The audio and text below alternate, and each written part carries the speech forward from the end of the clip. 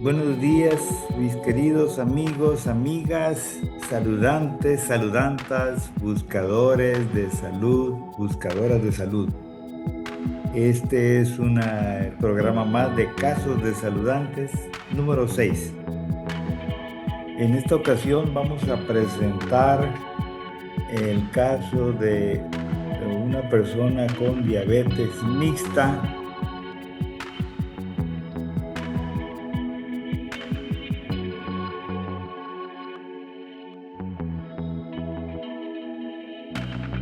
de 54 años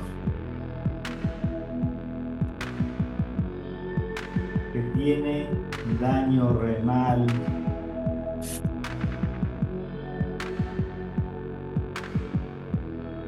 pielonefritis crónica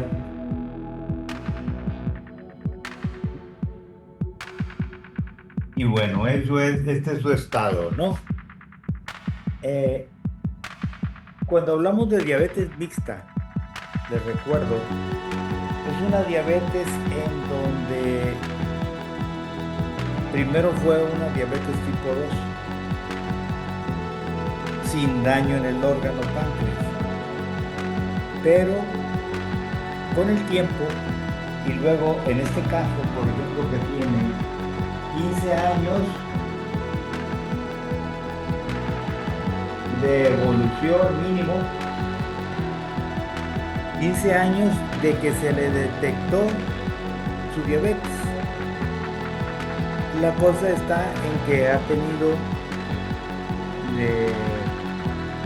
pues inadecuados manejos y tratamientos en su alimentación y en sus tratamientos médicos, de tal manera que esa diabetes tipo 2 llega el momento en que causa un daño en el órgano páncreas. Y entonces por eso hablamos de diabetes mixta. En el caso de esta persona que tiene un peso de 45 kilos, sí, y que mide 150 centímetros de estatura. Y entonces por eso es que hablamos de una diabetes mixta, ¿no? Porque les recuerdo la formulita, eh, peso en kilogramos menos la diferencia de la estatura menos 100, y eso nos va a dar un resultado. Entonces sería 45 menos 50 igual a menos 5. Sí, en este caso, eh, ya la diabetes mixta quizás se extendió un poco más y ya se puede decir que ya tiene, en base a la evaluación, menos 4 o menos, significa sí que hay un daño mayor del 50% en la función de producción de insulina por parte del páncreas. Sí, entonces en realidad este caso, a pesar de que viene de una diabetes mixta, en realidad debemos de tratarla inicialmente como una diabetes tipo 1. Sí, y eso significa que obligadamente sí tenemos que usar el faltante, o sea, la aplicación de insulina para controlar el problema del azúcar. Aunque el uso de la insulina pretendemos que sea temporal, sí, porque es una diabetes que se originó en la 2. Vamos a ver si es posible recuperar algo de la función. Sí, es claro, ocupa un manejo y tratamiento largo de muchos meses. O sea, no pudiéramos calcular, sobre todo por las complicaciones que hay, pero pues hay que trabajar en esa dirección. Aquí, en este caso, tiene un daño renal porque está claro de que hay una proteinuria y ya empezó el daño renal, el único riñón que tiene, porque ella fue atendida por un problema renal hace varios años y le extirparon un riñón, entonces solamente trabaja con un riñón. Este es el caso. Entonces aquí, del riñón que le queda, tenemos ahí su función. Sabemos que la función renal se puede mantener bien con un riñón, se puede decir, es como si tuviéramos uno de reserva, pero hay que cuidarlo, o sea, sumamente, ¿no? Y entonces ahí, más que todo, la proteinuria tiene glucosuria, o sea, azúcar en la orina, y además, sí, empieza a elevarse su nivel en sangre de urea, sí, y de creatinina, ¿no? Estos son los indicadores que miden, digamos, la función renal, ¿no? Y bueno, entonces así el caso se ha complicado últimamente con una infección crónica en riñones. Sí, maltratada, las infecciones crónicas de riñones aparecen por descuido en el tratamiento, sí, en la atención, y pues son difíciles, la verdad son difíciles en muchos casos de erradicar. Entonces por eso debe haber mucha vigilancia sobre el caso, los tratamientos deben de ser largos, siempre que haya una infección crónica de riñón, hay que pensar en un tratamiento mínimo, ¿verdad?, de 3 meses, y estar vigilante mes a mes de que no haya una reaparición del problema infeccioso, ¿no? Aquí, pues tenemos 15 años de evolución desde que se detectó su diabetes, pero ya sabemos que 10 años antes de haber sido detectada la enfermedad, la diabetes, sí, empieza el problema metabólico, empieza el proceso diabético 10 a 12 años antes. Quiere decir que esta señora tiene más de 20 años, sí, de la aparición de su problema inicialmente, ¿no? Y bueno, entonces aquí vamos a ver cuál es su manejo.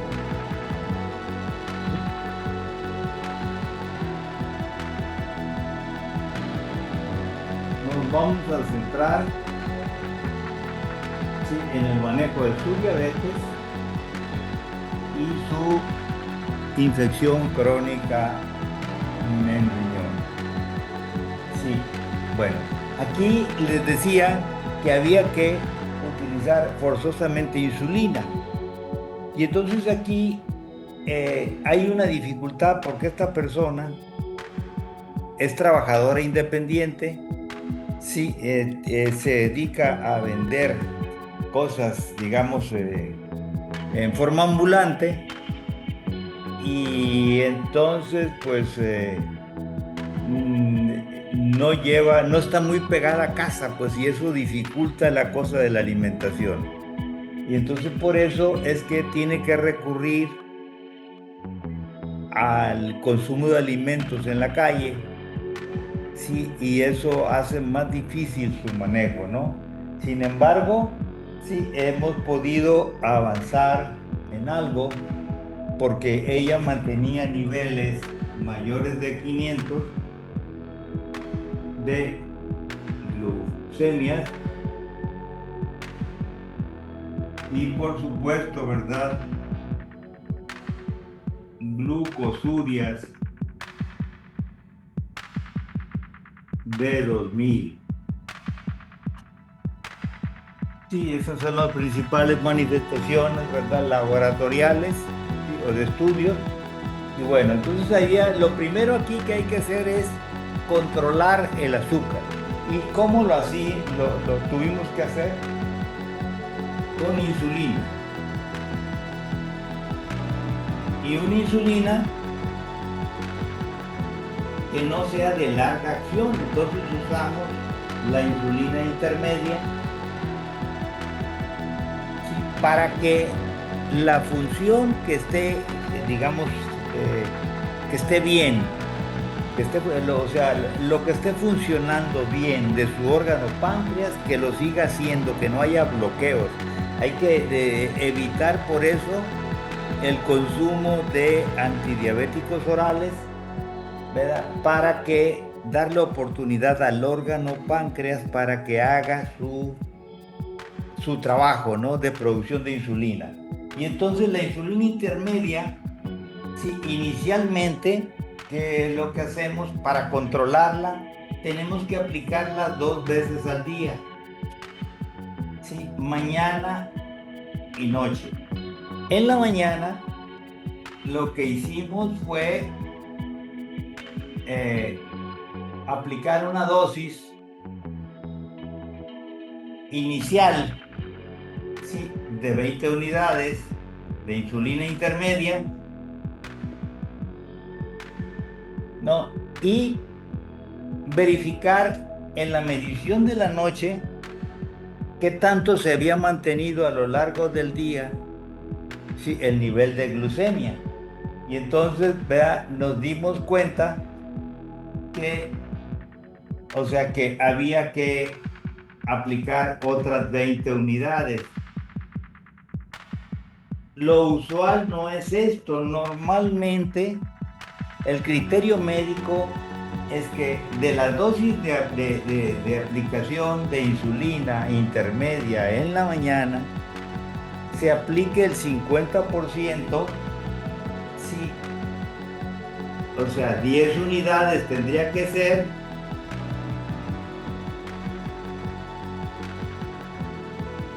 por la noche.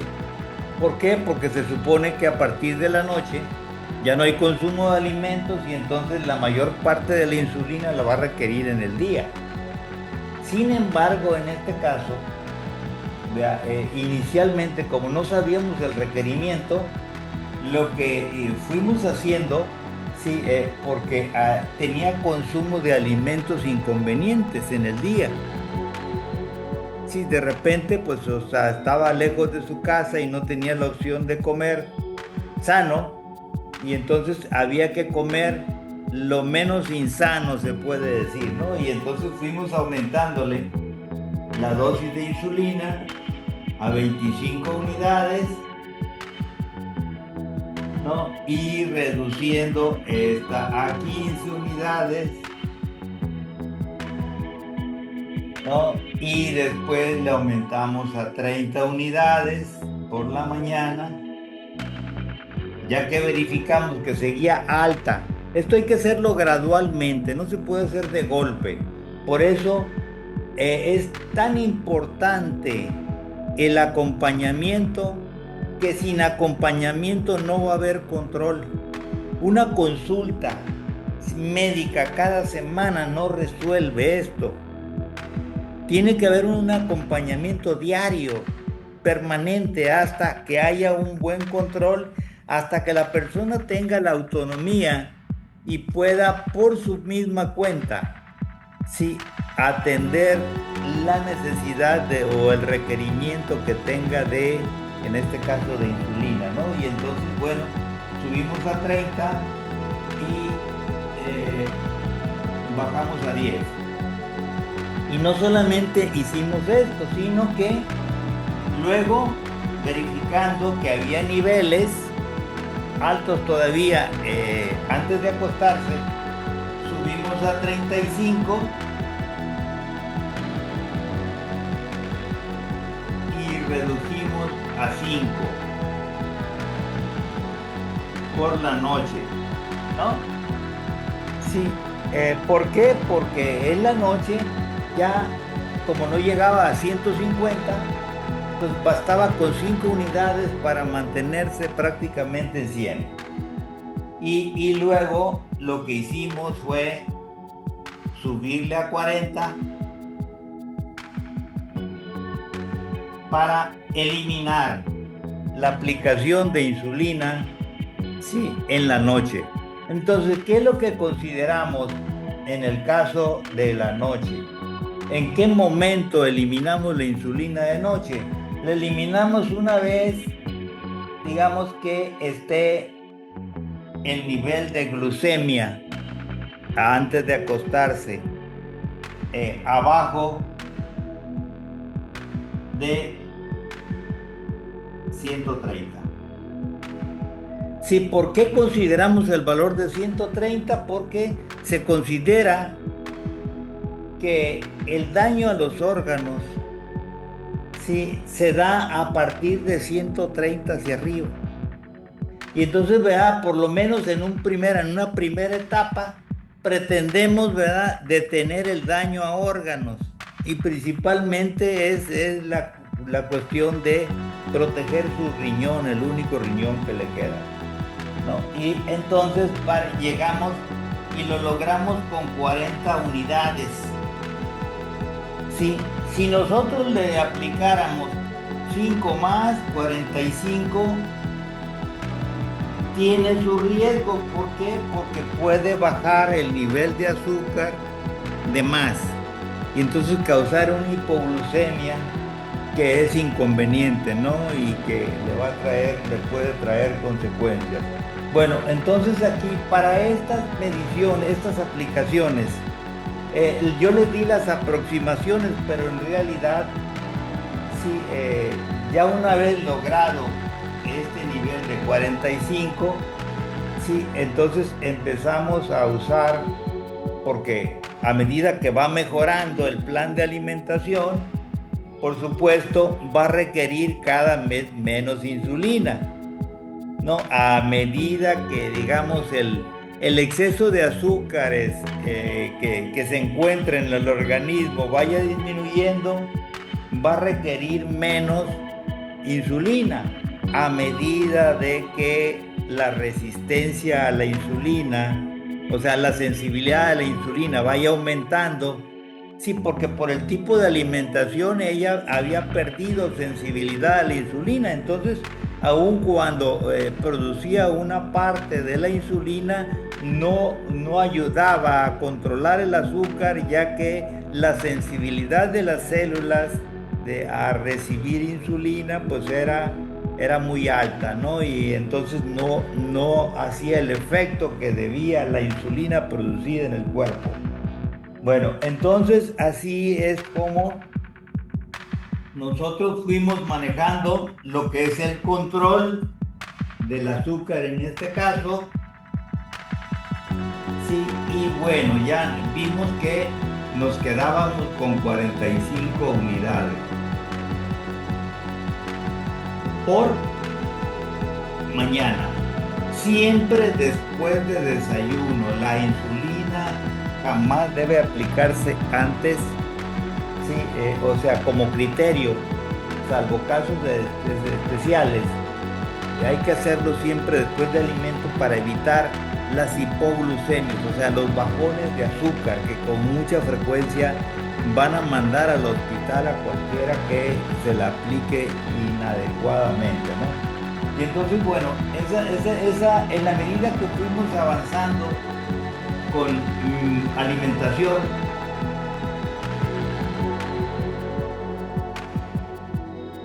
desintoxicación,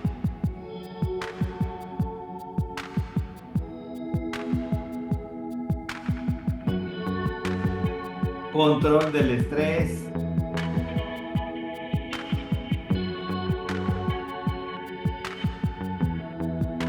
movimiento y ejercicio. A medida que fuimos aplicando cada una de estas recomendaciones, sí, y por supuesto también lo que sería el uso de la mente, que ayuda bastante, sí, en todos estos casos.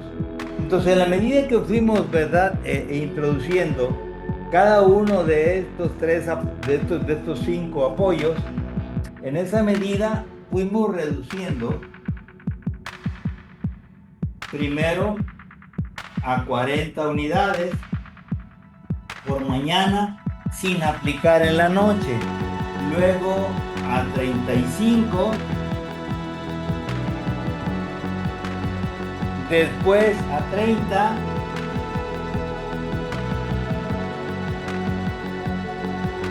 y luego a 25, y ahorita en este caso estamos solamente en 20 unidades. Quiere decir que ya hemos logrado en un mes controlar el azúcar, porque se mantiene con niveles abajo de 130 de noche, ¿no? Y en la mañana, por supuesto, también abajo de 130. Sí, o sea, ese es el control hasta ahorita que tenemos, 130 en la mañana y 130 en la noche. ¿Por qué? Porque con lo que se queda en la noche, si no hay estrés, va a ser la misma medición en la mañana. Claro, si hay un estado de estrés, el estrés puede subir hasta 60 miligramos del azúcar de la noche a la mañana. Sí, o sea que, digamos, por ejemplo, un estado de desvelo le va a llevar de 130, quizá puede llevarle, o algún conflicto emocional le puede llevar hasta 190. Sí. Digamos que amanezca en la mañana por desvelo o por conflicto emocional, ¿no? Entonces esa es la cosa que hay que considerar. Por eso hacíamos las mediciones mañana y noche, para ver el efecto, o sea, del estrés, ¿sí?, en los niveles de azúcar. Entonces siempre que hay, digamos, niveles alterados de azúcar diferentes entre la noche y la mañana, quiere decir que hay un estado de estrés. Y entonces ese estado de estrés hay que corregirlo. ¿De qué manera? Con todo lo que haga falta, ¿no? Principalmente, sí, o sea, terapias para control mental y emocional, ¿no? Bueno, entonces aquí nos quedamos, como les decía, con esto, con 20 unidades.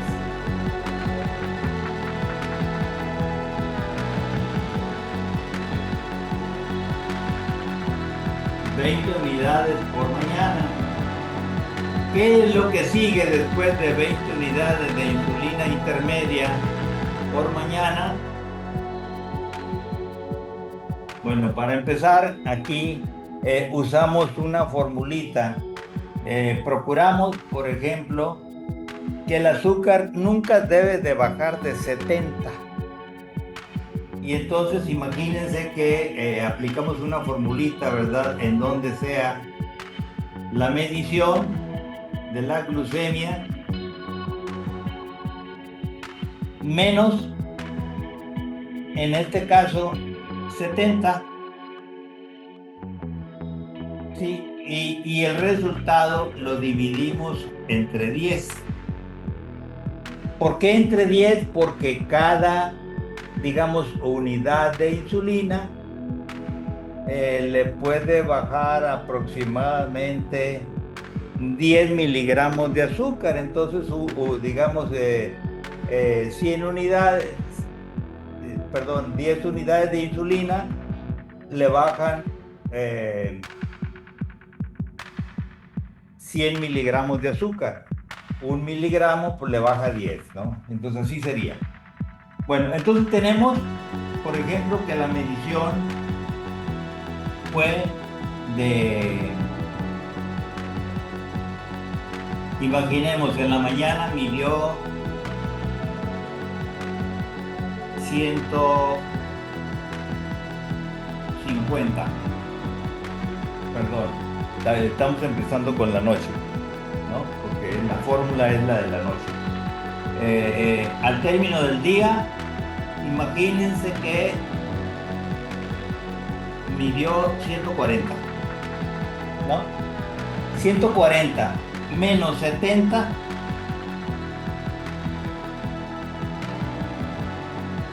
entre 10 sería 70 entre 10. quiere decir que la dosis de insulina en la noche máxima debe ser de 7 unidades. Sí, si tenía 140, máximo 7 unidades para que no baje de 70 el nivel de azúcar en la noche y que no haya ningún problema, ¿no?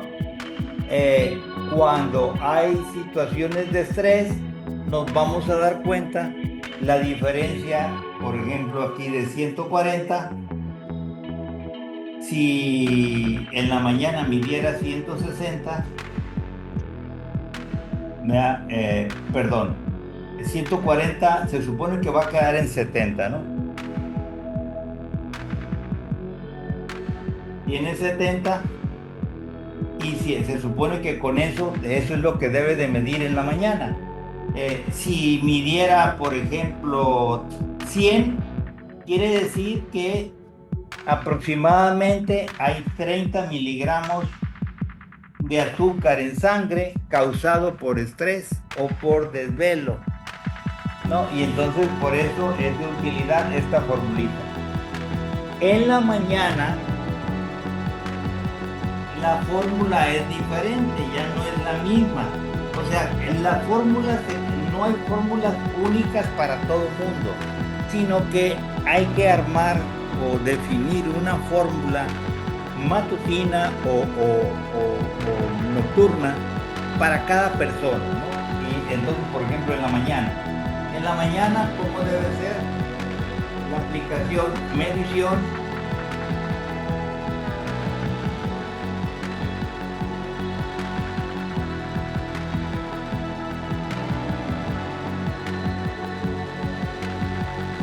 entre 10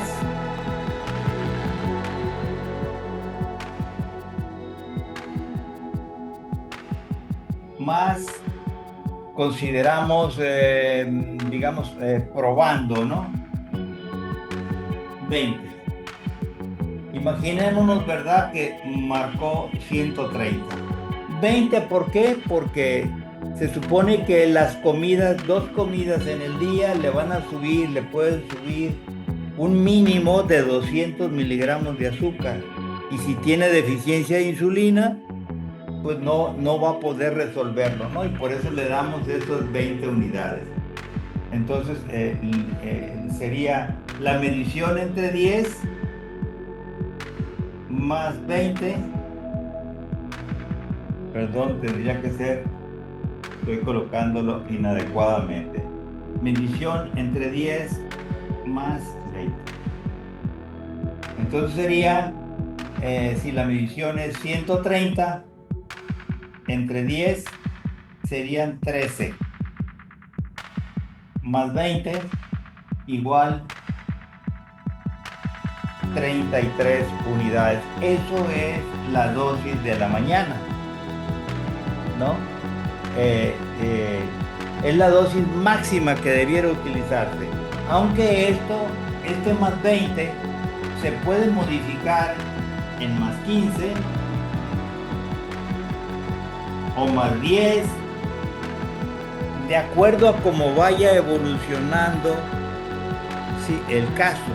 Entonces, de esa manera, o sea, la gente aprende, sí, a manejarse con cierta autonomía y de manera correcta.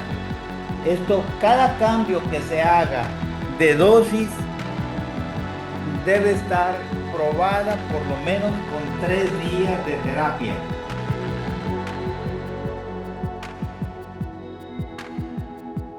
Por las variaciones, es la confirmación. Si durante 3 días tenemos los mismos resultados, quiere decir que más o menos está estable. Y en base a eso es que tenemos la guía, ¿no?, de aplicación de insulina. Ahora, en la medida que vayan aplicándose todas las recomendaciones de alimentación, de movimiento, ejercicio, de desintoxicación y todo lo demás que vimos, ¿verdad?, para apoyar en la solución de este caso, en esa medida es que nosotros vamos a lograr resultados extraordinarios. Ahora, aparte, esto es por la cuestión del azúcar, ¿no? Por todo esto que estamos viendo, sí, está claro de que requerimos el acompañamiento en estos casos. Por eso nosotros nos abocamos a diabetes 1, diabetes 2, que se aplica insulina, diabetes mixta, ¿sí? O diabetes que tiene alguna otra complicación, como neuropatía, retinopatía, en fin, o cardiopatías, ¿no? Entonces, en esos casos, por eso es que nos enfocamos nosotros en estos casos complicados que constituyen aproximadamente el 10% de las personas con diabetes, nada más.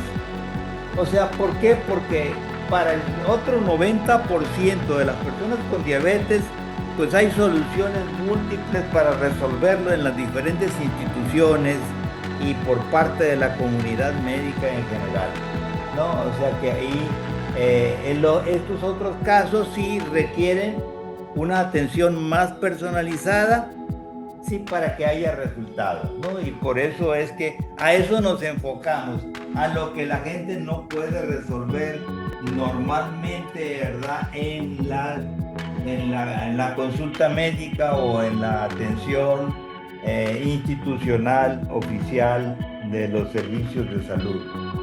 Y bueno, entonces aquí sería, vamos ahora a ver el tratamiento de pielonefritis. Es muy importante porque la pielonefritis es uno de los causales de falla renal. Falla renal ya es la fase última del daño renal, y entonces ahí la persona pues ya prácticamente requiere otro tipo de apoyo, de ayudas como diálisis para resolver la problemática de la función renal. Y entonces por esa razón hay que cuidarla, ¿no? Y entonces hay que poner todo el esfuerzo en resolver esta infección crónica de riñón. Pielonefritis significa infección en riñón, no en vejiga. Es diferente. Una infección de vías urinarias, en la mayor parte de los casos es de vejiga, principalmente, ¿no? En el caso de pielonefritis ya estamos hablando de digamos, ya infección a nivel de riñón. Entonces, en ese sentido, hay que utilizar, sí, los tratamientos más especializados y correctos, el uso correcto indudablemente ahí no hay de otra, aunque no nos gusta usar antibióticos, pero en estos casos sí hay que hacerlo, ¿no? Y hay que seguir la recomendación de los nefrólogos y los urólogos con relación al uso, el manejo de la pielonefritis. Y entonces la cuestión está en que en mi caso, yo lo que hago es, aparte de utilizar antibióticos, es empezar a utilizar, digamos, naturales, antibióticos naturales. Sí, aparte de los antibióticos farmacéuticos.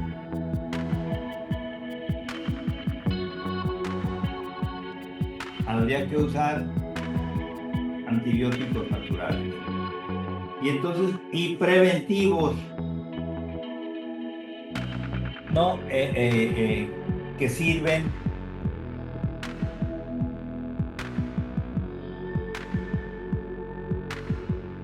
hay extractos que se utilizan para las infecciones crónicas urinarias, ¿no? Que ya se ha probado que tienen su utilidad y entonces conviene usarlos. No resulta en todos los casos, pero en los casos que resulta, pues es bastante favorable. ¿Qué les diría? Probablemente a lo mejor un 80% le resultan los preventivos. Esto es para evitar las recaídas. El crónico significa que siempre va a estar recayendo, ¿no? Y entonces por esa razón hay que utilizar los naturales preventivos. No podemos estar usando antibióticos de manera permanente. Nos vamos a acabar nuestra microbiota, nuestro microbioma intestinal, y eso trae otras consecuencias negativas para el organismo. Entonces, por esa razón, Entre menos antibióticos farmacéuticos utilicemos, mejor. Lo indispensable. ¿Y qué es lo indispensable? Es usarlo máximo por 3 semanas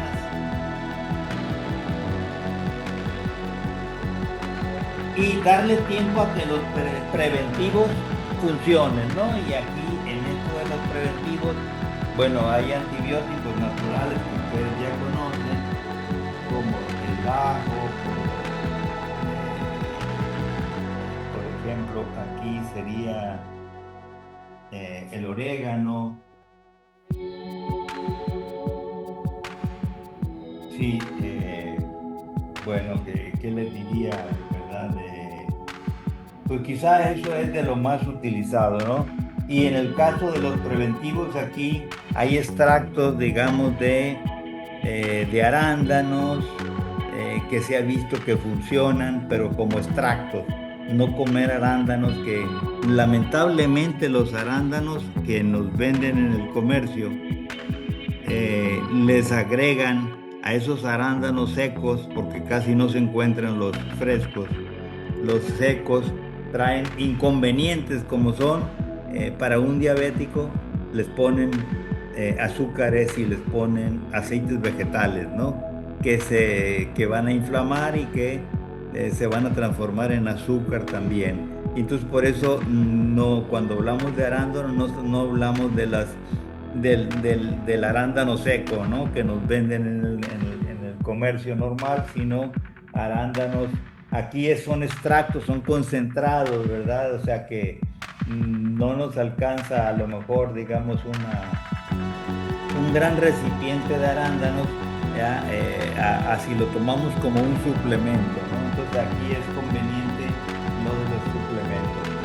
Sí, bueno, pues entonces esto sería el manejo y estamos nosotros no hemos dado de alta a esta persona que está en atención y estamos en espera de mejorar su condición, ¿verdad? Por ejemplo, ahorita ya la infección ya se controló con los antibióticos que dimos y el uso de los naturales preventivos ya está y entonces, bueno, esperamos la evolución favorable. Bien, mis queridos amigos, muchísimas gracias por su atención. Para quien no me conozca, soy el doctor Miyazaki, ¿verdad? Experto en diabetes sin medicinas. Nos vemos la próxima. Muchísimas gracias.